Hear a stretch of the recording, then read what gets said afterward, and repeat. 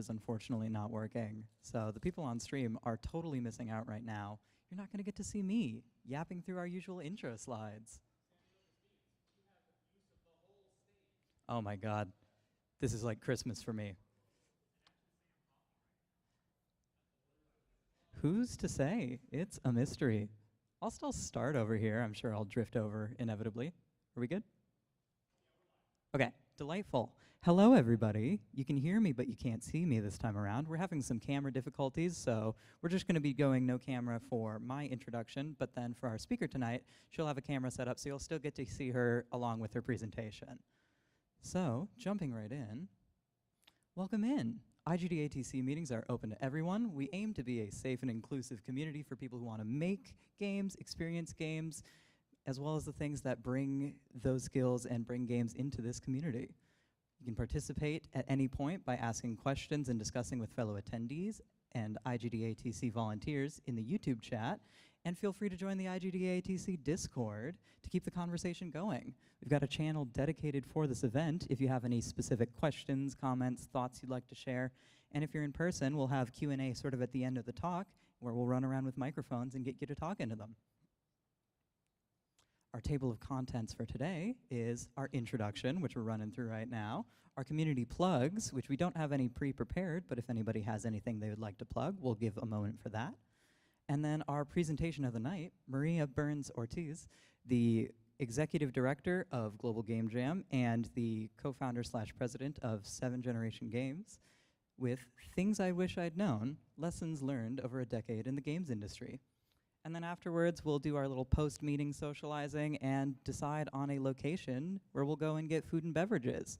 Most likely Applebee's, but you know, there's always open to debate. We've just done it the last, 5 times in a row. IGDATC, if you didn't know, is all volunteer. We're a community-run organization run by an entirely volunteer board, but we can't do this alone. So if you have any interest in helping run events, doing tech, if you've got ideas for a special interest group or something that you're not seeing in the general community now, feel free to reach out to us.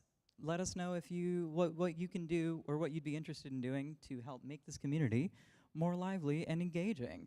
Reach out to us at igdatwincities@gmail.com. We're also all volunteer in that we have many general volunteers who help fill in the gaps and do all the other responsibilities that the board members aren't doing. We have so many wonderful volunteers who are helping us out with so many varied things, and this could be you. Just ask. It's that easy. Our regular event schedule, for those who are unfamiliar, we have meetings every single Wednesday from 6:30 to 9:30 p.m. Central Time. The events are the same each Wednesday of the month, but will generally rotate out between each week. So our first Wednesday of every month is our Devs Play Games meetup. We play board games, socialize, and more, hosted by Trenton here in our in-person location at Nerdery. Our second Wednesday is the Gamedev meeting, which, if you're hearing me say this, good job, you made it. General industry socializing and communications and community presentations, hosted by Beth, me, and Trenton, also here at Nerdery, or online on our YouTube channel. Our third Wednesday of the month is our Twin Cities playtest, where developers can bring in progress games to have people play and demo, hosted by Dale and Mark LaCroix, and this is hosted at Noble Robot. More information about that specific location can be found in our Discord in the Events Info tab. And the fourth Wednesday of every month is the MN, VR, and HCI meetup, which is a special interest group focusing on VR, AR, and unique HCI presentations / demos. Hosted by Zach Wendt and David Mann. This one is located in person at REM 5, which the specific address for can also be found in the Discord. We also have 2 special interest groups. The third Saturday of every month is the Women in Games Gathering, which is held from 6:30 to 8:30 p.m. at Noble Robot, hosted by Dale LaCroix and Beth Korth. And then unfortunately for this month, our People of Color get-together has been postponed, but regularly when it goes on, it is the 4th Saturday of the month, held from 3 to 6 p.m., also in person at Noble Robot. And These meetups are not streamed, and if you're interested in getting involved in them, you can opt into the role for it, which gives you access to the hidden Discord channel for each of those special interest groups for more information. Cool. We also have a Games and Projects channel, section for things made and or being made in our community, managed and moderated by the individual developers. It can be anything from a completely finished game that you're just trying to push more in this area, or something that you're starting off early and looking for feedback from the community. If you're interested in this, feel free to send a message in the Request a Channel channel. We also have merch. I see a couple people representing. If you are, thank you very much. Check out merch.igdatc.org to represent your community. And now on to our news, plugs, and announcements. Anything from the crowd?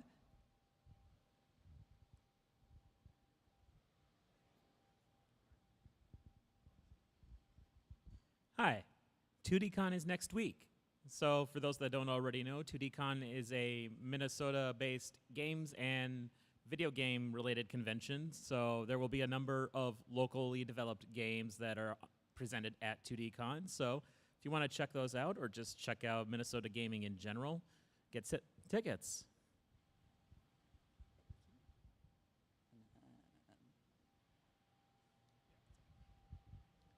Sam talked about our monthly meetings. I host the Twin Cities Playtest, which is next week.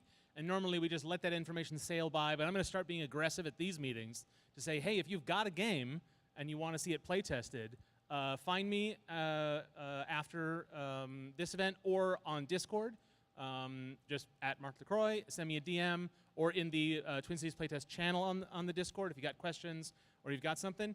And importantly, if what you have is not quite ready, you're wrong, it's ready, send it to me. We'll get it in front of humans to play. It's very valuable if you haven't done it. If you've done it already, bring it back. So this is my official call out. I will also be spamming the Discord probably this weekend when I remember to ask for games for next week. Thanks.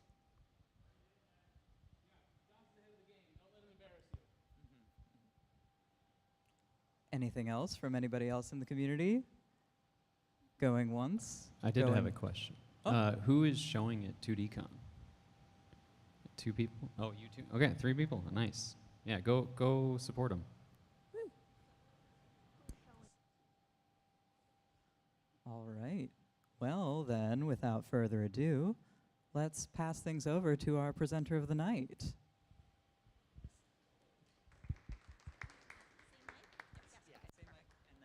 Perfect. All right. So we'll get this to work. Yep. Oh, yep. All right. Let's see. I'll turn my camera on.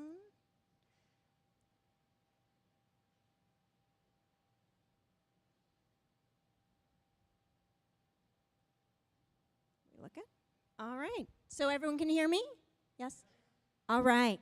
So I'm Maria. Oh, I'm sorry, I don't want to forget the people here on the Zoom as well, or the online. So I'm Maria Burns-Ortiz. I'm executive director of Global Game Jam and co-founder and previously CEO. Now I'm on board president of 7 Generation Games, which is a game studio based here in Minneapolis. So when they asked me to speak here tonight, I said, yes, I would absolutely love to. And then I had to figure out what I was going to talk about. So I went through and watched what a bunch of others have spoken about, and it was a lot of really different things that were informative and interesting and insightful, but it gave me very little concrete direction because there was so many different options to take. I realized pretty quickly, though, I wasn't going to do a tech talk and break down code because I do have programming experience, but there are others far more suited for that than me. But I did want to start, before I got too much into my background, with a story. So I started out in educational games, and a few years ago, I was doing a teacher training at a school on the Standing Rock Reservation that was going to be using our games. The principal insisted that the training be in person because all of their teachers were placed for Teach for America, so it was the first time many of them had ever been in a classroom. No matter how easy people say it's going to be, it never is, the principal said. And in this case, he was talking about how easy it is to pick up a new software or how to just play a game, and it's really intuitive. as anyone who has ever used any software application knows, that is never as intuitive as the product developers claim or the game designers tell you it's going to be, right? And this is my first lesson. Now, as I said, he was talking about games and how it is to pick them up, but I felt like he was talking to me on so many different levels, right? And it's a really incredible, valuable observation for anyone, whether you're looking to embark on building games or starting a game company or just like learning how to use a new game engine, because we often hear these success stories of overnight and how a game went viral and how this is so easy a 2-year-old can use it. And we start to think maybe it's discouraging when it's not. But for me, I kind of go back to this quote frequently and say, like, it's never going to be as easy as people say that it should be. This talk is about things that I've learned. I've spent almost 13 years now in the industry. I make no claim to know all things. I have a 16-year-old and 12-year-old who let me know how little I know on a regular basis. But for the next, 45 minutes of the show, I'm going to talk about things that I wish I'd known. And this is kind of the part in the movie where it's like, oh, that's where the title comes from. But I will start by telling you a little bit about my background and how I ended up here. So I grew up between Los Angeles, rural North Dakota, and the Twin Cities here, so quite a mix.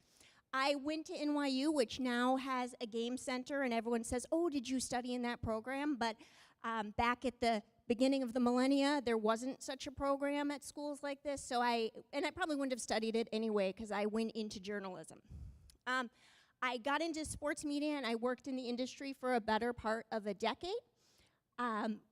I got to work at ESPN, and the thing is, when I started out in sports media, my whole goal was to work at ESPN. It was like the pinnacle of sports journalism. And I was 23 years old when I got my first offer to work there and write about soccer. I worked about pop culture, and then I moved into the intersection of sports media and social media. And it seemed great, but then I wasn't yet 30, and I realized like I'd achieved what I thought was the whole life goal. And the thing is, no one ever says to you, like, what are you going to do after you achieve your goals, right? What are you going to do after you become whatever you want to be when you grow up? And I hadn't really thought of that. So I was sitting there thinking about, like, what should I do next? And I thought, well, I'll get an MBA, because I think that's just what, I don't know, it seems like the random thing you do when you're having a life crisis. And I was talking to my mom, who has an MBA, and she said, let's start an educational video game company instead. And she said, honestly, between what you're going to lose in terms of what you're paying yourself and what it'll cost, probably come out about a wash, but we could build something really cool and get some real world experience.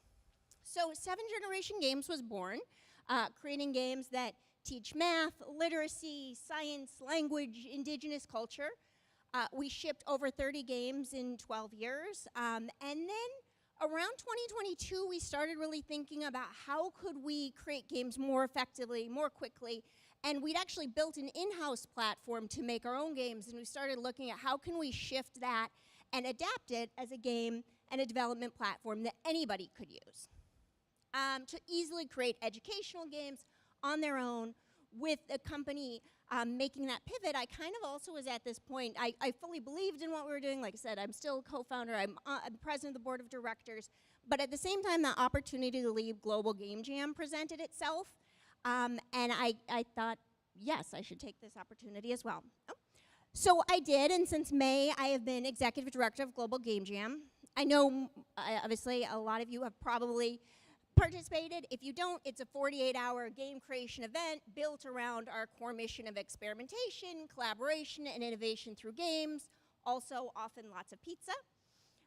We're the world's largest game jam, so we have 35,000, 40,000 participants each year. We had 796 sites last year in 102 countries, literally every continent. We had an Antarctica site last year. And 9,964 games were created during that 48-hour period. So with that kind of background about me, I was going to talk about, like I said, lessons that I've learned along the way. And many of them, I've tried to come up with things that are really applicable, whether you're making entertainment games or educational games or casual games, serious games, whatever it is. I always tell people, whether I'm speaking or giving feedback, like, I am only one person. I am definitely not the voice of God. I imagine that sounds much more like Morgan Freeman.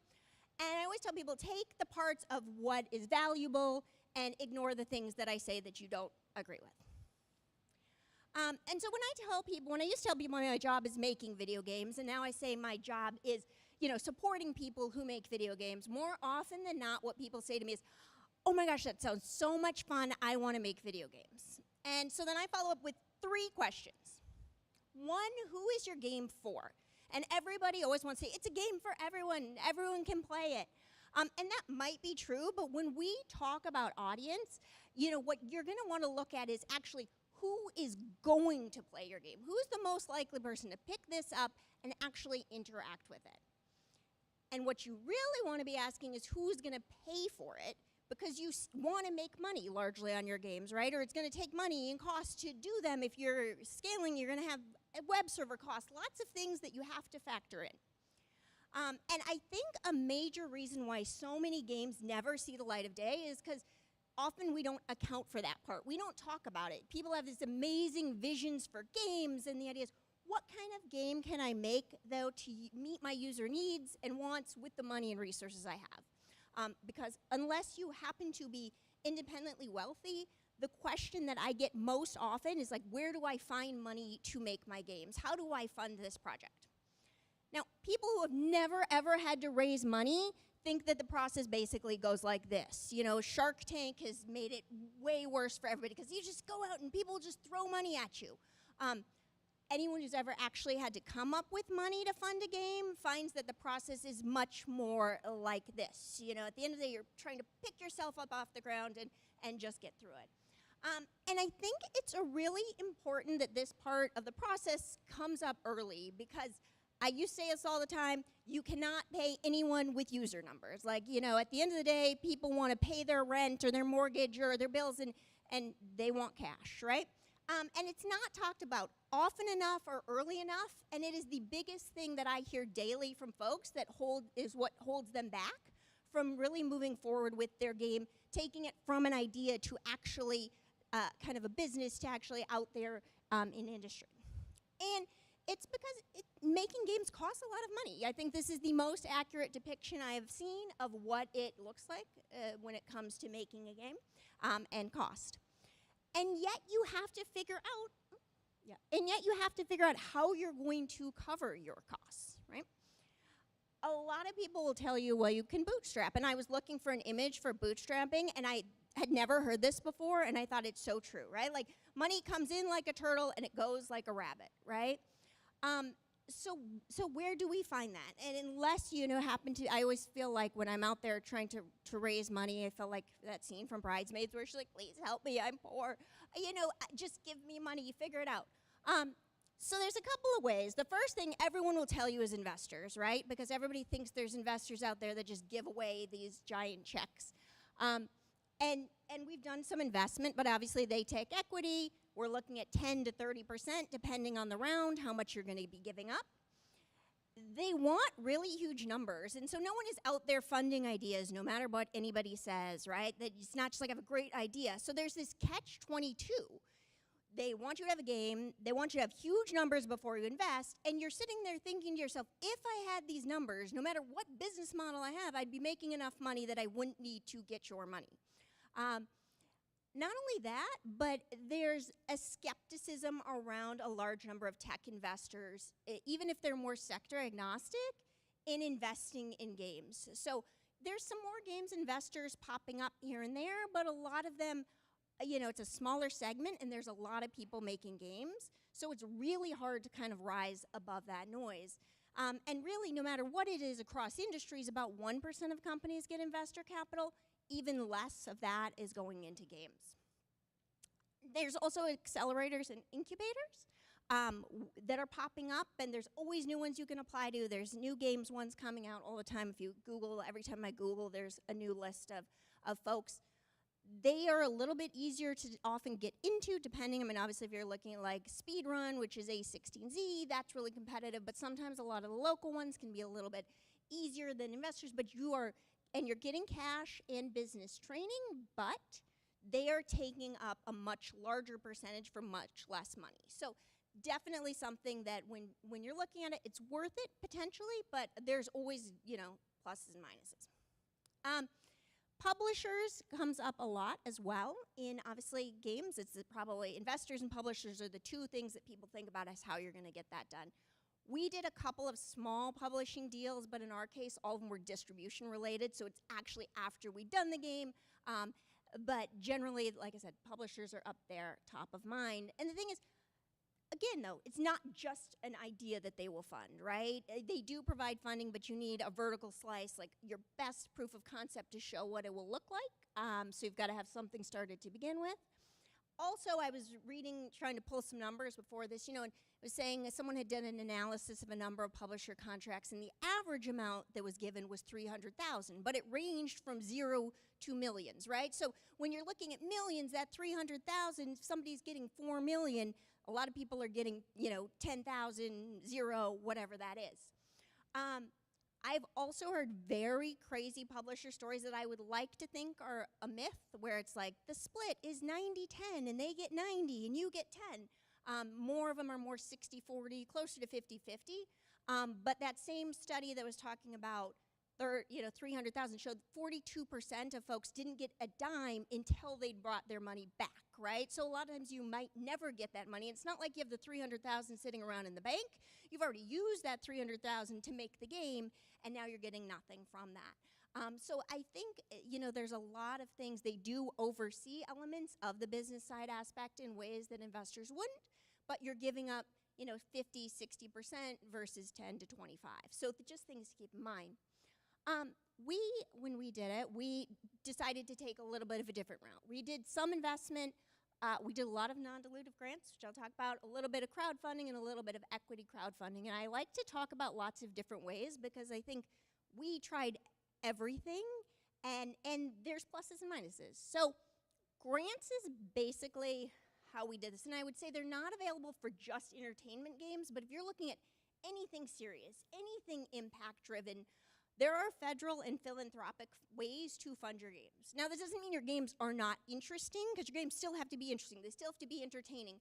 But if they have some kinds of deeper ideas, they will fund those games. I mean, I can't guarantee it, but there's opportunities for that. And in these cases, you just submit an idea. You don't submit a game, and if they say, we hate your idea, you go somewhere else, but you don't have to have done a lot to build it out. They are my favorite kind of money, which is non-dilutive, which means no one gets any share of your company. You just get to keep all the money yourself, which is my favorite thing. They are very time-consuming, though. Every time I write a grant, I think to myself, Jesus, I am never doing this again. And then a couple months later, someone will send me one, and I'm like, okay, well, last time. But it does take a long time. I repeat this because a lot of times people come to me and they're like, okay, but like, it's just this game, I'm like, it doesn't have an impact. No, it has to be a deeper impact. It won't just be like a game that I think is fun. There has to be something deeper to that. A really cool thing, though, is the state of Minnesota, through MinTech, has a program, and I have not participated in it because I'd gotten grants before I learned about them, but they have the MNSBIR, STTR Accelerator, and they will actually work with you if you have an idea, if you're interested in doing a proposal. They will give you feedback. They will do all of those things. I have heard from people who have gotten grants to build games through working with them that they are phenomenal. So tax dollars at work, I'm a big fan of that. But really working with them, I think, is super, super valuable. And they will tell you very honestly, like, I think this is a good idea, I think it's not. Here's some ways to connect with people. Crowdfunding is, I think everybody is kind of familiar with Kickstarters now at this point. There was a kind of an era where people were like, oh, we're so over it, it's not, whatever. To me, we did 3 of them successfully. We raised $90,000. I really like them as a way to test interest and get pre-sales, right? Like, you can show that, and when you're looking at investors or publishers or things like that, like, how do you know people want this? If you have something to point to and say, look, we've already sold this many, that's going to give you, something over people who are just saying, I don't know, I think people will like this. The thing that I have learned from watching many is setting realistic goals, right? Someone I know is doing one actually right now, and one of the team members was really happy because they topped 50,000, and somebody else was really kind of bummed because like, I thought we'd have 1 million. And their co-founder was like, I have no idea where you got that, but you know, I'm glad we didn't set it at 1 million. I'm glad we set it at 50. Again, my thing for this is like having people lined up to back you if you decide to do a crowd campaign, because all of the algorithms and things, it will bump that up. I tell people this all the time because a lot of times people just tell me this will go viral. Nothing ever goes viral just because someone thinks it will go viral, and that's the worst strategy of all time. So just making sure you do that. Equity crowdfunding is something that we also did, which I was not that familiar with until someone said, have you thought about it? So I love equity crowdfunding for games because, like I said, investors aren't crazy necessarily about games. But in an equity crowdfunding, it is literally like a Kickstarter, but you're doing it for a company. And instead of having to deliver a game at the end, they just own a share, you know, a small share of the company. And I think that's a really great way to do it. It gets people invested in the work that you're doing, gives people an opportunity to support the work that you're doing. It does add that stress instead of having that deliverable of like, well, we just have to get this game shipped. Now it's like I have all of these people now that are invested in my success. But it's a really good way to be able to do that and grow the company in ways that maybe isn't directly tied to shipping this game at this deliverable date. Now, Global Game Jam is a nonprofit. My background in educational games is something that does not elicit dollar signs in people's eyes when I mention that. But I started talking about money because largely, you know, I think it's not, like I said, talked about enough. And we talk a lot about the creative and technical and design aspects of making games. But in the industry, the money part is just as essential. So that said, though, I will take off my Mr. Monopoly hat as I transition over here. And so I'm going to show you 2 examples of games, and I want you to think about which one is better. We made both of them, so it doesn't hurt my feelings, which either one you pick.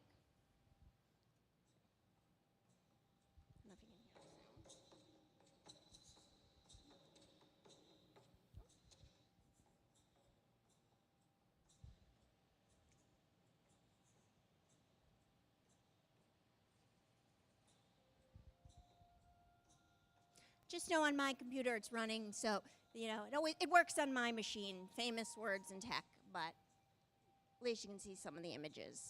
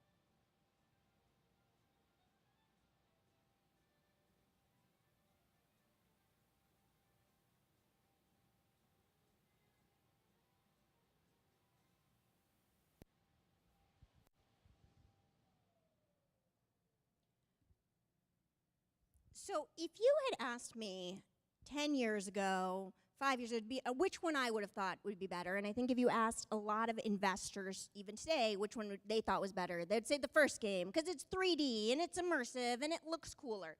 But when I look at which game was more successful, the second game, by far, it had 4 times as many users in half as long as the market. It spawned a series. We ended up with 20 times more users, right? And I think the reason behind that is because more people drive Fords than Ferraris, right? The coolest, flashiest, most cutting-edge game might not be the one that gets you the most users, right? We were looking at how do we get this into schools? How do we get this into hands of kids playing at home with their parents that want them to do that? And having to download something that is going to take a long time or that's not going to run easily on the web was really unattractive to the users that we wanted to be playing our games. And so I think it comes down to understanding what your users want is going to save you a lot of money and a lot of time. And being receptive to that feedback, though, can be really hard when it's counter to what you believe. Like, I think this game looks so much cooler, I want to do that. And as I said, it's a lot harder than you think. As designers and developers, we become really invested in the products, in the games that we're making, and it can be hard to shift that thinking, even when the data is telling us otherwise, right? But I think that's why the second game is so much more successful for us. And when we looked at the data, we just had to say, like, hey, you know, the numbers keep going up on this one, and we're not seeing the growth on that one. And even though we had a lot of conversations with our dev team, they're like, but this one's so much more fun, and it's cooler, and look at what we can do. And the reality is, if people weren't going to play it, it didn't really matter. And so I think meeting those user needs in such a basic way was key to us. And the truth is, we realized, really, we didn't need to compete with Fortnite, which is good, because they have a multi-billion-dollar budget, and ours was much, much, much, much, much smaller. We just needed to create games that were better than what our users were using. In our case, it was worksheets, so that was a really easy way to do it, right? It made our challenges as developers and designers a lot easier for a studio our size. And I hear people talk a lot about this game's like that game. But I less frequently hear devs talk about why it's better than other games similar to that standpoint. It's like, why is this better than a competitor? And why are people going to want to play your game over and over? What is it that you can articulate that sets your game apart? And I think that's a really key part of it, because there is a finite amount of time. There's a finite number of games people are going to play and get.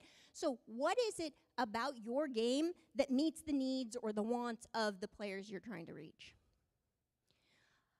Now, I also like to point out, though, that even when you get people playing your games, the experience that they have is definitely not going to be the experience that you envision theirs will be. I know Mark was making a big play for play testing, and I will go double down on that a million times, because I think play testing is absolutely key. And I tell people, not just have people play test your game, watch them play test your game. Because we used to have our team had to do play testing and go watch it all the time. And so Dennis, our CTO in the blue there, was at a school, and this little girl came up to him, and she said, you know, did you make this game? And he was like, yes, I did, and feeling really cool about it. And she's like, this is the worst game ever. This is not fun. This is the opposite of fun. I played this game, and I couldn't get through it, and I ran, and I ran, and I ran, and I kept dying, and there's too many damn snakes. And so we were like, okay. So we went back and we added in easy, medium, difficult, hard levels for everybody, because we wanted to make sure that we were meeting user needs. And a lot of times what happens in a studio is like, you know, everybody knows how to play the game. You played it 1,000,000 times, and so you just go through, and there it is. We had another time where we gave the game to QA, and he said, you know, we had our testers playing it, and everybody got stuck. And we said, how on earth did you get through? How did you say this ready? And the developer said, well, I just knew an arrow was supposed to be there, so I clicked, right? So really things like that don't necessarily come to mind. Another time is we started this game, and we had, it says, follow the arrows to get to the village, right? Follow the wooden arrows. So we had the arrows, and we're going, sit down. The first kid sits down, plays, runs, follows the path, turns right, runs straight off the edge of the virtual world. Okay, that's fine. Next kid sits down, same exact thing. Next kid, third time, same thing. So we said, well, why did you see the directions? Did you see it said follow the arrows? Did you see? Well, yeah, but I wanted to see what happened if we didn't, right? So we went back, we put in the barriers, we changed all of that, but it's really key that you're having these conversations and these thoughts very early on, and that you're not just saying, I knew that the arrow would be there, I assumed that everybody else would follow those directions. This is a relatively well-known study within, you know, the software space, but 85% of usability issues can be taught with testing with 5 users, right? So you don't need thousands and thousands of people using. When you get tens of thousands plus people using your game, they'll start catching things that, yes, could not have been caught unless you did this one random thing 15 times in a row. But usually, the vast majority of your issues can be caught by testing with just 5 users. Now, if I had a phrase I repeated more than any other, both to technical and creative teams, this would be it. done is better than perfect. I think that this is probably, even I would argue more than money, the biggest downfall to games getting released or projects seeing the light of day, because this is something that happens even when people have large amounts of money. This is one of the reasons I love Global Game Jam. This is from the 2014 Twin Cities version, because that was a version I could find on the IGDA TC Facebook page. But, you know, game jams force you to that pursuit of putting something out and putting perfect aside, because you only have so much time. No one's going to get anything perfect in 48 hours, right? But it forces you to give up that idea of like, this is going to be perfect, and that done is better than that. You know, you want to make sure that your people can play through your game, but every single game we have launched has these long Bugzilla lists, right? And we have, you know, the red are the 3 that we have to fix, and the black ones are all enhancements that will probably honestly never get done, but I tell developers put them in there because someday we will go back to them, right? And I think one of the things that's really important to know is, you know, your users are never going to know that there could have been a dragon there, or this could have popped up when you did that, right? So you might think that it would be perfect if, but your users are happy with what you've got. And I think about someone, you know, Zeno's paradox, where it's kind of like you're halfway there and a quarter of the way there and an eighth of the way there and a 16th, and you never actually get it. So, you know, to me, the whole thing is like when you get close enough, you can touch the turtle. We just ship the game and we put it out. And I think that is really important, because I want to say around 2012, there was an educational game company that raised $6.5 million, right? And I remember this because that was a lot of money. It's still a lot of money. And they released one beautiful level, and everyone was talking about how cool this game was going to be, and then it disappeared and it never launched. And as circles go, you ask enough people, like, whatever happened to that game? And it was going to be perfect, and it was going to be perfect, it was going to be perfect, and then they ran out of money. So I think, again, it's the, you know, the enemy of success.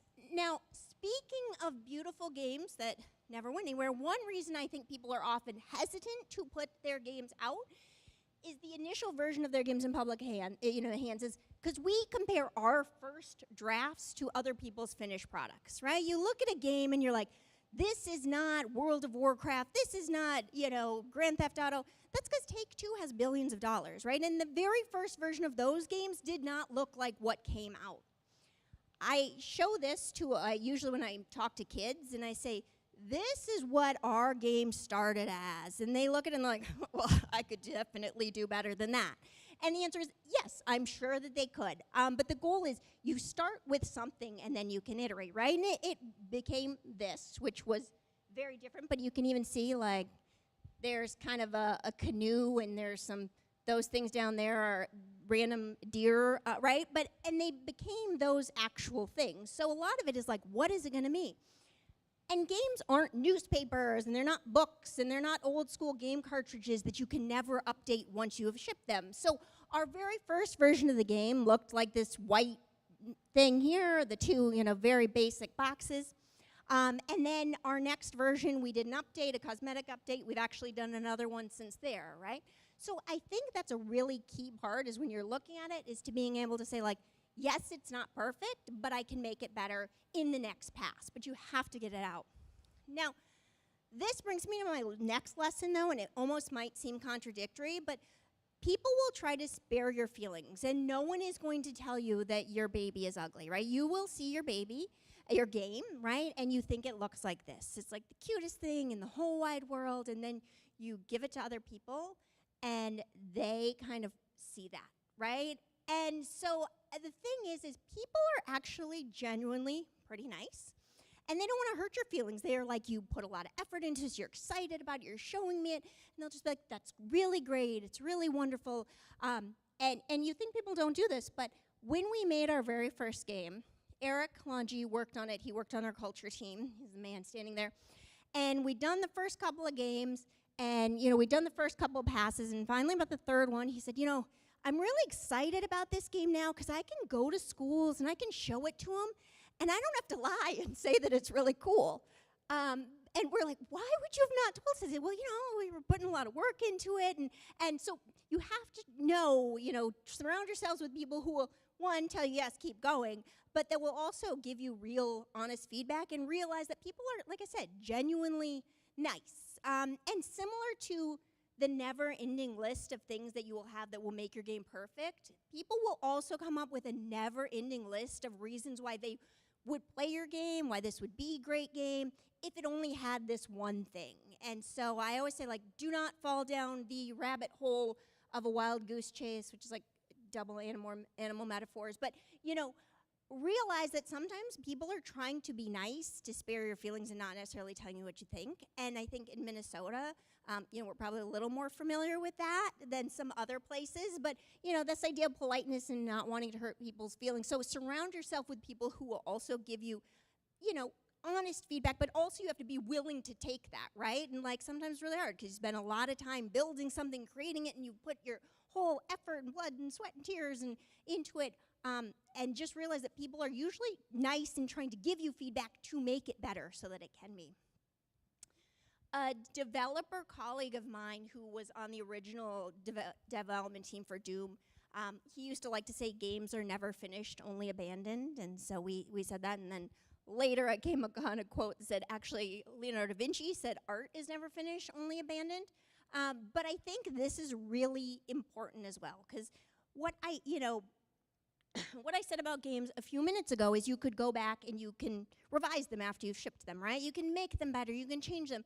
But at a certain point, it will drive you mad if you are just going to always be fixing it and fixing and fixing and never, you know, being perfect and finished.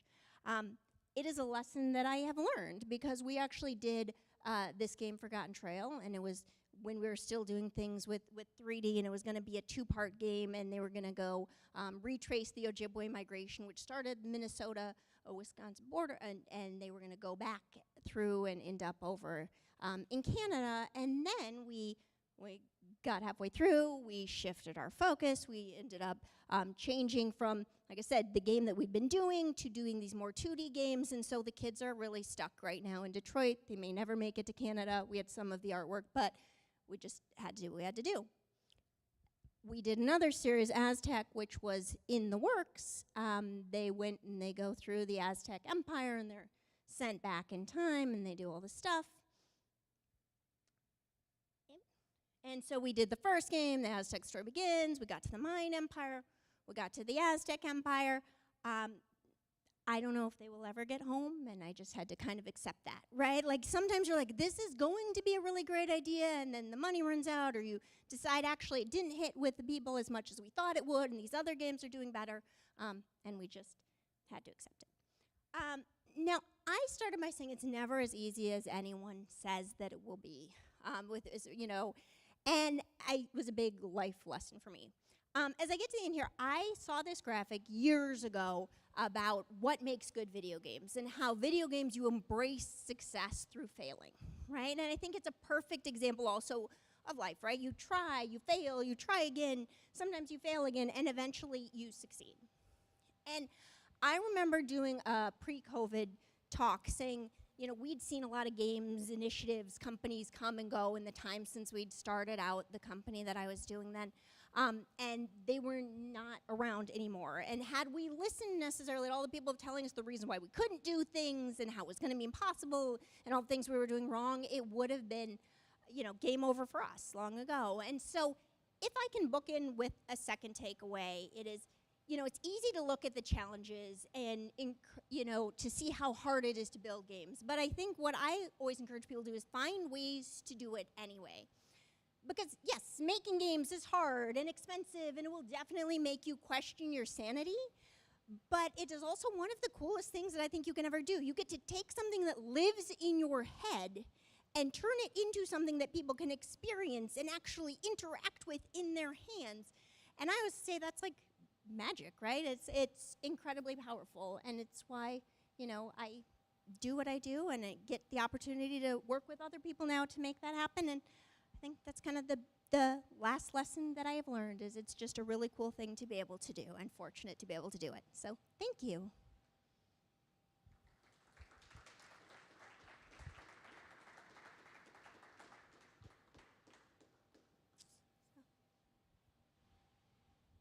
there's questions. Test, test. All right. Thank you so much. We'll move on over to Q&A if anybody here in the audience has questions. What a great talk. Oh, thank you. If you don't mind, and you don't have to if you don't want to, can you fill in a little bit about your journey from ESPN reporter to video games? Yes, It yes. seemed to be in your talk a little bit of a jump there. Oh, yeah. Well, so I had thought that I was, going to be a sports reporter, right? If you had said to me, were you going to make video games? The answer was no. I mean, it was just not a thing that had ever crossed my mind. And then the opportunity kind of came up. Like I said, I was at ESPN. I was covering sports. And I honestly got to a point where I thought, this is fun, but is this what I want to do for the rest of my life, right? And I'm not going to lie, I was a social media columnist, so there were things where it'd be like, these two people are arguing on Twitter. Can you write a story about it? And I just thought, is this making the world a better place? And I couldn't justify that. And so I was thinking, what could I do that would make me feel good about what I'm doing, to be able to use my skills, to be able to actually enjoy what I'm doing? And my mom, like I said, she has a PhD in educational psychology, and she had been in graduate school, and she wanted to make educational games. And at the time, she had 3 small children, and the technology did not exist. And so the technology had come kind of obviously a long ways, and she submitted, like I said, a grant to make a game to teach mathematics in rural tribal communities. And I said, well, I'm trying to figure out what to do. And she said, well, come make games with me. I thought, and it's one of those things where in retrospect, when you're like, we had no experience making games, we didn't know what we were doing, like we had technical expertise and narrative, backgrounds and things, but we were not games people by that traditional sense. And it was really interesting because I think, we learned everything along the way. And I remember we were somewhere and we were at a pitch thing or some kind of thing, and a woman said to me, well, how many games have you shipped? And at this point I said, well, we've shipped 6 by now. And she said, well, how many games have you shipped before the 6 that you shipped at this company? And it was this shift for me from being like, really like, I don't know if we deserve, not if we, I've always thought we deserve to be there, but do I know if we belong? And suddenly I was like, wait a minute, just because somebody has shipped, worked at Nintendo for, 6 months does not give them any more credibility than us. And so really from that moment on, I was like, I am here and I'm making games and I'm doing this thing. And then having done that and made 30 and seen the impact that games can have when they're really reflective and culturally relevant and created by people who, don't see creating games as a possibility, getting the opportunity to go to Global Game Jam and be part of that literally around the world and talking to people in countries where there isn't any kind of game design industry really, where there's, this idea of like, it's not something that anybody does as a job, and be able to take part of that is a really cool thing that I get to do too now. So, yeah. Very cool. Thanks.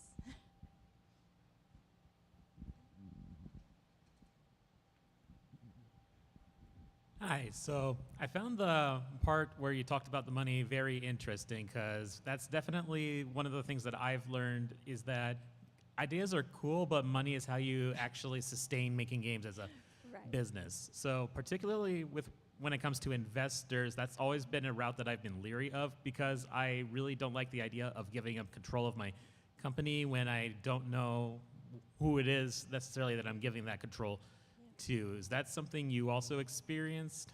It 100% is. And I think there's 2 kind of approaches, and we had a lot of these conversations internally, like what percentage are we willing to give up, right? And the other thing is like, I don't know, in some ways it's like you're not supposed to do this, but I would tell the investors, like, do not give me any more money than you can stand to lose, right? And you're supposed to be really comfortable in these conversations, like, I'm gonna do great and we're gonna succeed. And I really believed that, and I still do, companies still exist. But I would say, do not give me more money than you can afford to lose, because I don't wanna have to worry about you. I wanna worry about the games that we're doing and the products that we're making, and being able to really focus on that, not that someone's gonna be coming and saying like, where's my money, where's more money, where's more money? And we really did. We had investors where we're like, I don't think so. And investing is kind of like dating, where it's like, do I like you? Do you like me? And I think people don't talk about that enough, that a lot of it's like you hear a lot of no's from investors, But sometimes you get investors and you're like, I don't want to work with this person either. And the cool thing about having your own company and making your own games, you get to make those decisions, right? And sometimes you're like, I would like that money, but you have to think about, like you said, those things about like, what are you giving up? And not just that share of your company, but this is someone that you are now connected to for as long as you are in this business partnership with them. And there are a lot of toxic situations and that because people didn't have those conversations. So it is 100% something, and I think people just see dollars and are like, yes, I will take it, and they don't always realize like what's going to happen there. And then for us, another thing that we said very early on is like, we are going to maintain 51%, so help us God, because that way we, there were 3 of us as co-founders, and we said if we turn against each other, we're going to have bigger issues than dealing with investors. And so for us having that number in our mind, like as long as we can control it, we can kind of do what we want. But you also don't want someone kind of saying, oh my God, upset whether they can control it or not. But I think a lot of it is also finding folks who we were really fortunate, and we had investors who were kind of like, here's my money, let me know if I have more money. And a couple years later, I'd be like, do you even read the reports? But I think it's a big mistake a lot of people make, and I've seen companies shut down because they made bad decisions with investors. Great answer. Thank you. Hi there. So early in your talk, as a framing device, you talked about, okay, who is going to play your game and who is going to pay for it. From what I can understand of the company that you co-founded, I imagine the distance between those two groups was bigger for you guys than for most game development companies. Who pays for educational games versus who is at the controls playing them. So I'm curious, from kind of the both business and creative-wise, what it was like to juggle what those two different audiences want from the end finished product. Yeah, that's a really great question, and it is. It's interesting, one of those things where like, who is your customer versus your consumer, right? And we had 2 different markets that we went after. Initially, we were going after the school market because we could get a whole bunch of users at once and bigger check sizes. And then we decided, actually, we had people actually saying, like, can we buy it ourselves, for our kid? And the answer was like, yes, you can, because that's money. And once you've made the game, the cool thing is you can just put it up in the app stores and you can get users either way. So yeah, we did a lot of balance between what people wanted and what, ultimately it came down to about 2 minutes and 2 minutes because of 2 minutes of gameplay and then one kind of educational component, right? Especially because we were looking at educational games. Parents and teachers want them to feel like they're learning and that they're, not just feel like it, you want them to be learning. And that's what we wanted, because if we're saying an educational game and it doesn't teach anyone anything, we're big liars, and that wasn't what we were out to do. And then kids want it to be fun, and they don't want it to just be a worksheet that has some pictures on it and is digital, because kids are very smart and they will tell you. I always say the most brutal critics in the world are middle school children, because they will tell you exactly what they think about your game, which is good if you can take it. But yeah, it was a big thing about what do the players actually want that will keep them engaged, and what do the people who are playing the games want. And I think you get that even if you're looking at kind of publisher relationships. What does the publisher want versus what the player is going to want. But yeah, it's definitely something that we thought a lot about. And even when you're doing free games, what are going to get people to use it so that they can monetize it? But yeah, it was a lot of internal conversations and a lot of tweaking. Like, someone would say, oh, this should be longer, and we do it. And then eventually we got to the point where everyone was kind of at least content. Like, I wish there'd be a little more game. I wish there'd be a little more education. But everyone was happy enough that we were able to sell the games, which is ultimately part of the goal. I had a question bouncing off of that, actually. I was curious, so throughout the development of each of these games, in your experience, like whether you're starting with a problem and then developing a game to fit that solution, or starting with a concept and then trying to find who your audience is, what has the experience been like for usually like finding that audience or workshopping that concept based on the situation? I know there are often like a million different ways you can go about it. I'm just sort of curious what your experience has been like with 7th generation games. Yeah, out, we would start and we would say, like, we basically thought, what do people want, right? And so initially with our very first game, we were talking about we were going to make it high school focused or something. And the teacher's like, no, we need it younger and younger and younger. And so we kind of came to a compromise also because we were making the games. We don't want to make games for 4-year-olds. It's just not our wheelhouse. It's not, it's a whole different logic. So we said, third grade seemed to be the sweet spot where kind of like we negotiated down and they negotiated up. And then we did a lot of talking. So we did our first game and we're like, we're going to do this game, focused on third grade. We did it. And then after that, we said, because we had a product and it wasn't just this idea anymore, we said, well, what do people want? And the number one thing, universally, we were talking about math, was fractions. Every single teacher we talked to, whether it was high school or elementary school, said fractions. And so once we had that, we're like, then we're gonna make the game around fractions. And it was, another thing was interesting that we were doing games around tribal communities. And so we thought we were gonna do a game and we built our back end so we could swap out the images and the characters and all of these things. We thought we'd have to make a game for different tribes. And we started out in Spirit Lake Nation, out in Spirit Lake, North Dakota, and we built that game. And then educators from the tribe next to it said, well, when are you gonna build a game for our tribe? Because, they're 60 miles apart. And we said, well, we're going to do that. We'll swap it out. And they said, why aren't you going to swap it out? Just make us a different game, and we can play their game, and they can play our game, and then somebody else can do a different game. And so that was actually, again, comes back to like listening to what people want, because we thought people would want it to be directly reflective of them, and there is a value of that. But then we had a lot of people that are like, it's not reflective of me at all. We had some schools in LA where they're like, there's not even any Native Americans anymore. And we're like, yes, there are. And we started doing games about, contemporary, communities and things, is because also students in those communities are saying, like, we really like the culture part, like the elders want and the teachers want, but like, how about games about our life now, not just everything from so long ago? And so a lot of it was, we started out and we kind of had to have this proof of concept to show, here's what we're thinking. But then everything from there was just ideas that were coming from other people that were like, make a game about this, make a game about that. And as long as it aligned with kind of what we were doing, we're like, this makes so much more sense to do it that way. And we do a lot of community co-design, a lot of workshopping with communities to say, like, what should this look like to you? What would actually be reflective and interesting to you? And when you get that buy-in from people, then you're able to be a lot more successful. And it'd be things where sometimes like, you should have swimming instead of canoeing, and 5 people would maybe have that idea, and then they'd say like, oh, that was my specific idea. And so you have all of this community of kids that have been bought into this game because they were part of that process. And so we initially had some ideas, and then we just stopped saying, here's our ideas, and listening to what people had for ideas. And sometimes they made it and sometimes they didn't. Thank you.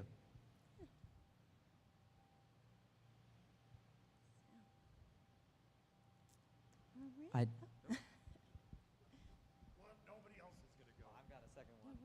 So I just want to thank you for repeating something that I've had to tell in groups I've worked with and stuff. The whole thing about any creative project is abandoned, not finished, and it's something that I think everybody has to hear more than once. With us, it was always, if you can't, if you, as one of my creatives, are working on something and can't think of something that would make it better, I need a new creative person. Right. You should always be looking at something that, how can I make it better, how can I make it better? One of the bosses I worked with, who's one of the better people I ever worked with, and I can line 20 people up in a room that want to push him down a flight of stairs, but his best thing used to be sitting in what we used to call a sweat box or whatever for animation, staring at something, and the director's starting to go through this litany of everything they want to change and add and all that. And he would go, oh, it's done. It's great.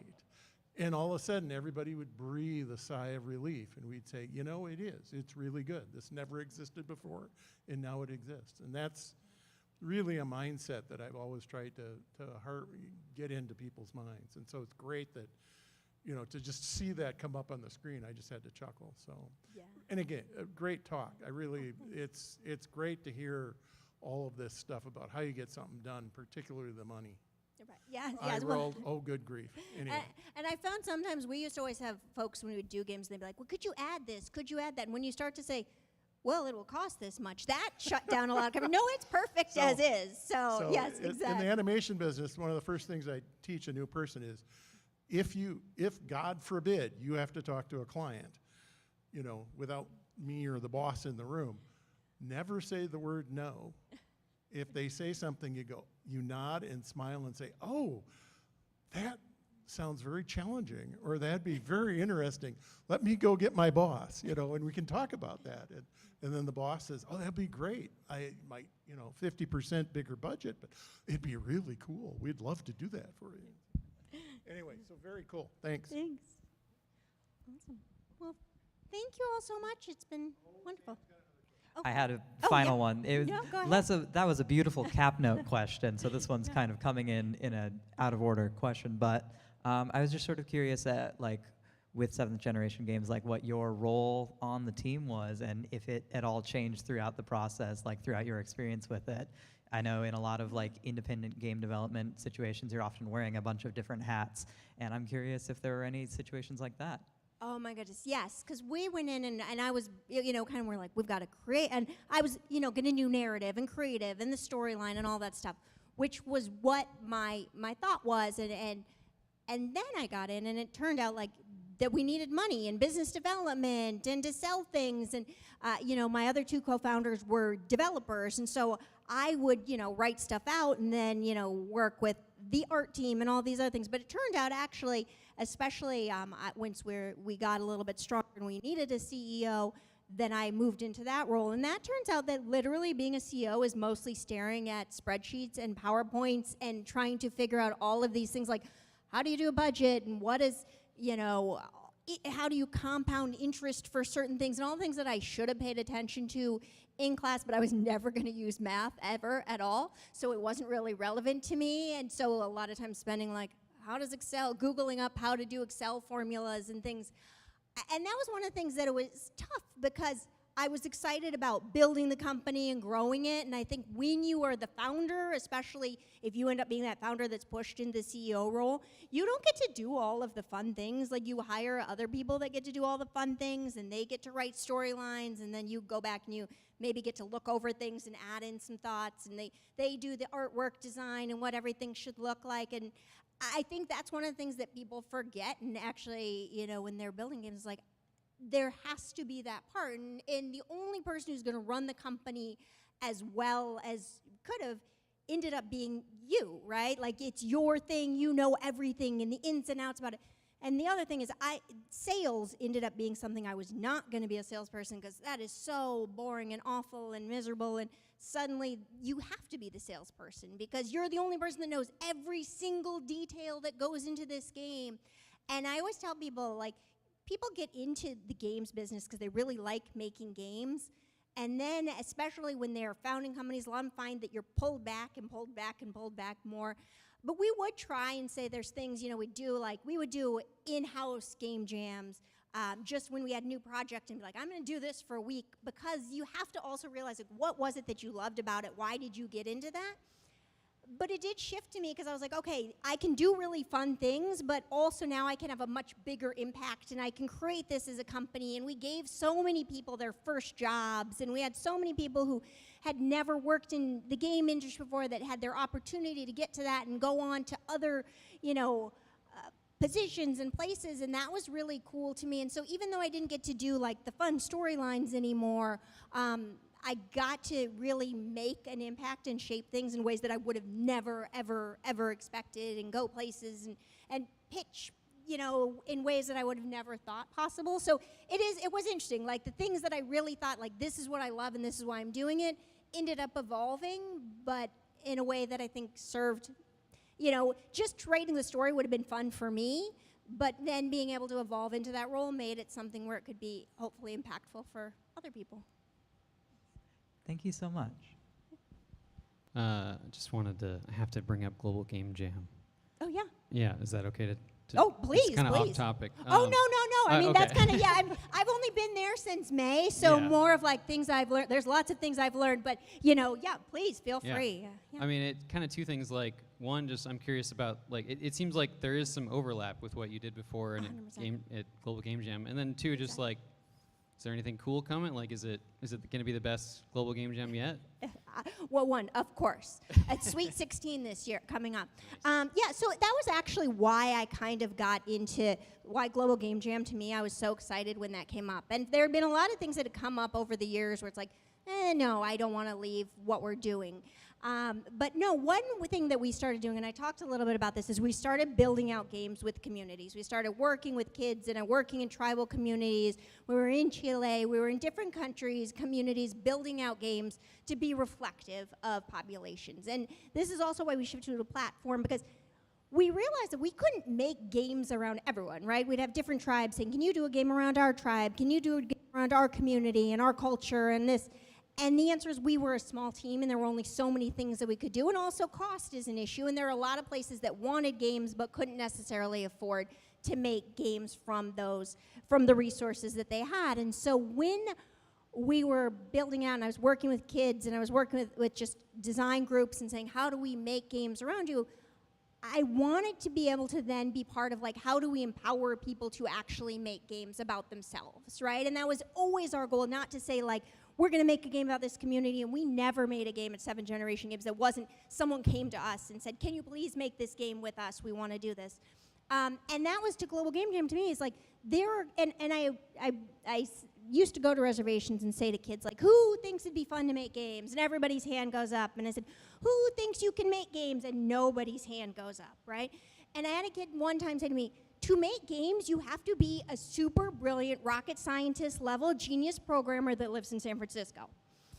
And I said, I have met people in this industry that I'm amazed can turn on a computer, right? They are not brilliant super rocket scientists. But it's about hard work, and it's about all these things, and it's about sometimes being things that you see, right? And if you don't ever see anyone who looks like you making games where you're coming from, you think that's not a possibility. And so Global Game Jam really made that something where I can take that passion and use it. And, you know, we have a project I was working with a group in Africa, right, who are in an area where part of us like, we need to find, part of this project was, you know, finding people locally that were making games within the games industry. And they don't really have a games industry for the community that we were specifically in for this. And so how can we create that from the ground up? How can we create this way that people can not just see games about them, but see themselves as people who can make games and provide, you know, the skills and the opportunity to do that? And a lot of times, like I said, when you start, it is messy.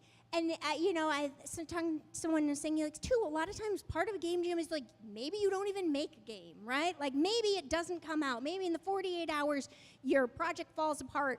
But you learn something from that, and next time you can take that and build something out. And once you've done that the first time, you can go back and feel more confident that I did that. And so to me, it's a really great opportunity that we have. And there's a lot of places around the world that Global Game Jam, you know, 102 countries that we're in, that no one thinks about at all as being a place where games can be made. And not just that, but they don't see themselves in games, right? I mean, I would go down to countries and we're in Chile and they're like, this is a Chilean accent, right? Like, it matters and people see that. And so to be able to create ways that, you know, whatever that language is, you know, the games are coming out in that, and then be able to create part of this larger global community where it's like, yes, you can make games and you can tap into this network and this network.